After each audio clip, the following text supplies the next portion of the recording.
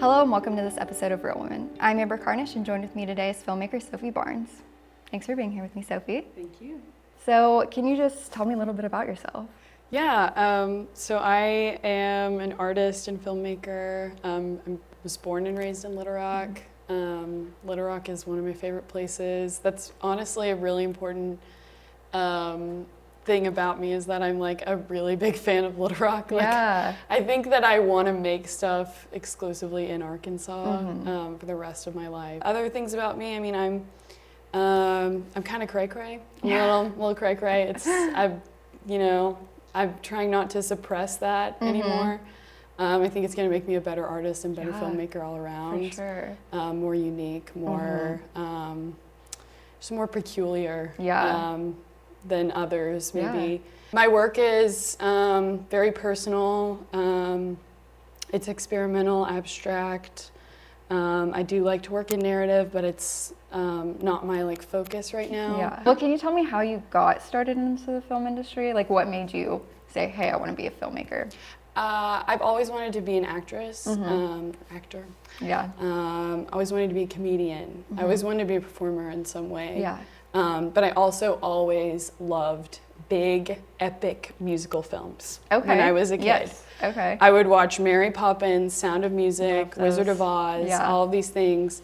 I would sit there, I would zip it, and I would watch. Yeah. I wouldn't move until the end. I was completely entranced. Awesome. And I think that those epic musicals, Yeah. like music is a really big part of my filmmaking process. So like from the beginning to the very end, there's music everywhere, absolutely everywhere. I mean, I'm kind of a music video person in general. Like, I could see myself doing music videos as like a form of income. Yeah. So yeah, I got into it because of just, I guess, the combination of all these different art forms in filmmaking kind of made me think, well, I have all of these things I want to be, and I don't really know which direction to go. So maybe I just do filmmaking because it's everything put into one, rolled into one. I used to think kind of, and I didn't realize like the word for it till way later on in college, but I was kind of interdisciplinary when I was a kid. So I would think about the science of art or the math of computers or the music of history or things like that. Yeah. And so I would think about how film has every single art form just rolled into one. Yeah. Each frame is a painting. Yes. There's music. Yes. There's acting. Yeah. There's just general like performative qualities to film that you can't really get in theater. And that's what I did all my life because I wanted to act. Yeah. I did theater. And then in high school, about halfway through high school, I was like, man, I really need to make a movie. And so I made like a little dumb music video. Yeah. But I loved being on set. That's so awesome. Well, you just wrapped up a short film this week. Yes. This past week you shot, and you did art department. So can you tell me about what your experience was like? Yeah, it was wonderful. My director, Reed Carson, just a wonderful person to work with. Art department work is my favorite form of work, other than obviously directing and writing. And I love having all the options. Yeah. And like throwing something in there and the director doesn't like it, and then just throwing like 5 more things in just to see what sticks. Yeah. And eventually something sticks. And usually I do a lot of like mental like preparation. Like I prepare myself for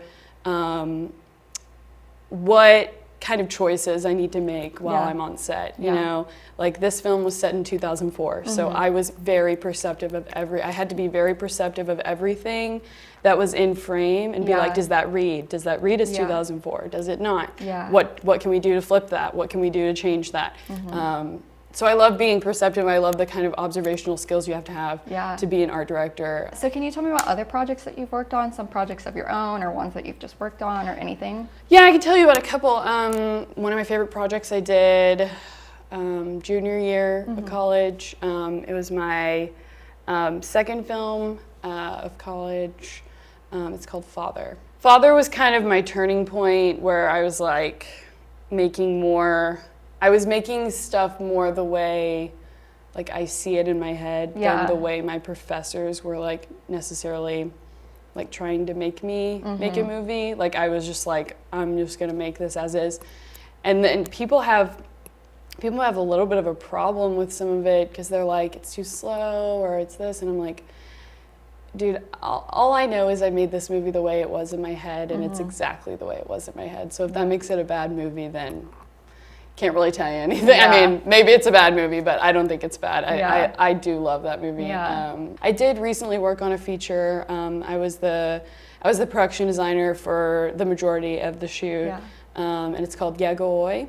Okay, yeah. Which is Spanish for I arrived today. It's about a mother who's looking for her son, and then in place of her son, like this random guy arrives, and they're like trying to figure out who he is and like what his motives are for being there. Yeah, those are some movies I've worked on. But yeah, in general, I've worked on so many things that it's like hard to really like delineate in my head. But I'm kind of primarily like direct my own stuff, and then art director, and then acting. Yeah, those are my main little jobs. Well, I like that you bring up that thing about father, about like, oh, this is what's in my head. My professors weren't really happy about it, but that is like something about filmmaking that I don't think people realize sometimes. It's like, there's these like rules and like kind of like guidelines essentially, but you don't have to like abide by them at all times. And that's like what makes film like so creative, is that you can literally do anything you want to do. Right. Like, absolutely. There might be like, maybe shoot like this way or shoot that way, but you don't necessarily have to do that. Yeah. And that's sometimes like how some of the best films come out. Right. Is like by being creative and like doing whatever you want. Yeah. My motto in life is do whatever you want. I say just do whatever you want, make the movies you want to make. If nobody watches them, at least you made it. At least you made something, you know? And if people watch it, it's because it affects them in some way, or it's affected somebody somewhere, and somebody else has showed it to somebody, or they've watched it, or whatever. Yeah. So what is your favorite thing about being a filmmaker? My favorite thing about filmmaking and art making in general is just that freedom you can have to really like lean in and push into whatever you want. Yeah. Whatever. Yeah. It does not matter. It truly does not matter what it is. Yeah. It could be a can of baked beans. Yeah. Like this could mean something so massive to you, and you could make something so beautiful and like poignant about that. Like, you know what I mean? That's sort of how I view it. Yeah. And I also think everything sort of like plays out the way it's supposed to, whether we like it or not. Yeah. And so like I work intuitively, so I like both the freedom of making things, but also like I like using my intuition to make stuff that when I watch it later or when I view it later, I'm like, oh, that's what that means. Yeah. I'm like, oh, that's what I was trying to do. Yeah. So kind of bouncing back a little bit, what does it mean to be a woman in film to you? It means that I am a leader.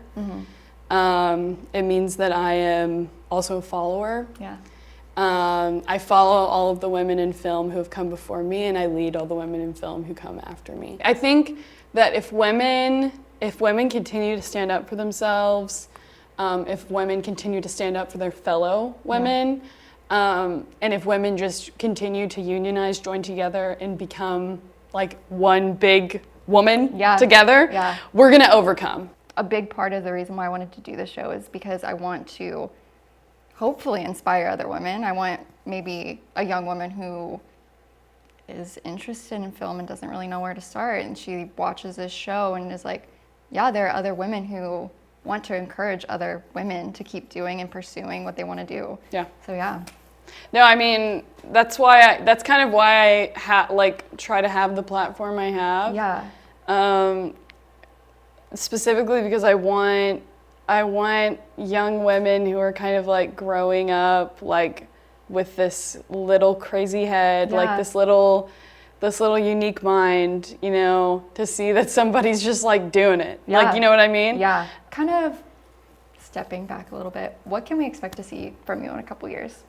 I've got a feature. I've got a feature I want to make. I mean, I've been thinking about making a feature film since I was born. Yeah. So, and I've yet to make one. Yeah, I've got one idea. Well, so I have a million movie ideas, as anyone does, Yep. as any director does. I could pull out anything out of the hat right now and tell you about it. Yeah, you should see my notes app. I know, it's insane. Yeah. It's absolutely crazy. But no, this film is it's called Lake. It's set at a lake house. It's there's like several different stories that happen at the house, and it's sort of like a mixture of all of these influences from my life, like, you know, Linklater like dialogue mixed with like Tarkovsky like wide shots and stuff like that. Yeah, so I'm really excited about the next several of years. Yeah. Maybe we'll have a Sophie Barnes future. We don't know. That would be awesome. I'm know. excited for you and to see how that plays out in the next few years. Yeah, me too. Yeah.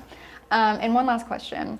Going back to inspiring others, what piece of advice would you give to a young woman or just a woman in general who is interested in joining the film industry?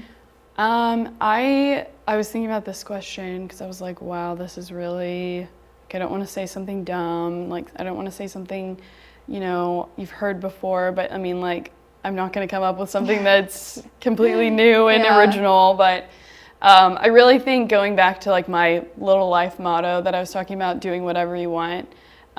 Don't enter the industry, don't enter a career in film, don't enter school for film, don't enter anything like that with the concept that you need to please people because it's going to ruin your mental health. It's going to ruin it. In school, like in undergrad, I did a lot of things that I sort of did them like almost like clout chasey, which is like a really bad time in my life. I like to block that part out a little bit, but like just kind of don't do something just because it's like gonna give you clout. Don't do something because somebody told you to. Do it because you like it. Do it because you want to do it. And I also think like an important thing to remember is that your ideas are the best ideas. Yeah, I think that's really great advice. Well, I think that'll do it for this episode of Real Women.